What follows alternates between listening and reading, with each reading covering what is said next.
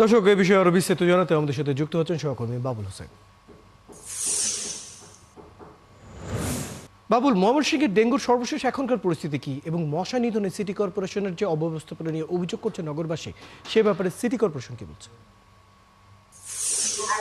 আজ সকাল থেকে এই ডেঙ্গু ওয়ার্ডে 16 জন নতুন রোগী ভর্তি হয়েছে এবং একই সময়ে 17 জন রোগী সুস্থ হয়ে বাড়িতে ফিরে গেছেন। এই মুহূর্তে 69 জন রোগী ডেঙ্গু ওয়ার্ডে চিকিৎসা নিচ্ছেন, যার মধ্যে 7 জন শিশু রয়েছেন এবং একজন ইন্টেন্সিভ কেয়ার ইউনিট যেটি আইসিইউ তে চিকিৎসা নিচ্ছেন।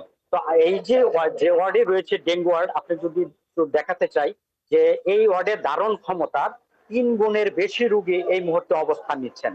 এবং এই যে স্থান সংকুলন না হয়, আমরা দেখছি যে অনেকে বিছানা না পেয়ে তারা দুই বিছানার মাঝখানে মেঝেতে চিকিৎসা নিচ্ছেন এবং মশারির সংকটের কথাও বলছেন।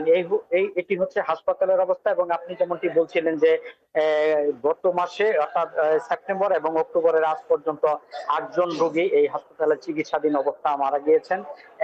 এখানে যারা চিকিৎসা নিতে আসছেন তারা যেমন ময়মনসিংহ সিটি কর্পোরেশনের বিভিন্ন ওয়ার্ড থেকে এসেছেন এবং শহরের বাইরে গ্রাম থেকে বিভিন্ন উপজেলা থেকে পার্শ্ববর্তী নেত্রকোনা, শেরপুর, জামালপুর থেকেও কিন্তু রোগীরা এখানে এসে চিকিৎসা নিচ্ছেন। আমরা কিছুক্ষণ আগেও একজন রোগীকে দেখতে পেয়েছি যে বিছানা না পেয়ে সে মেঝেতে সে অবস্থান নিয়েছিল এবং তাকে স্যালাইন দেওয়া হয়েছে। এখানে রোগীরা যেটি বলছেন যে তাদের চিকিৎসার ব্যবস্থার তেমন কোনো সংকট না হলেও যেটি হচ্ছে যে বিছানা এবং যেটি মশারি, এটির একটি সংকট তারা চলছে এবং মেঝেতে তাদের চিকিৎসা নিতে হচ্ছে।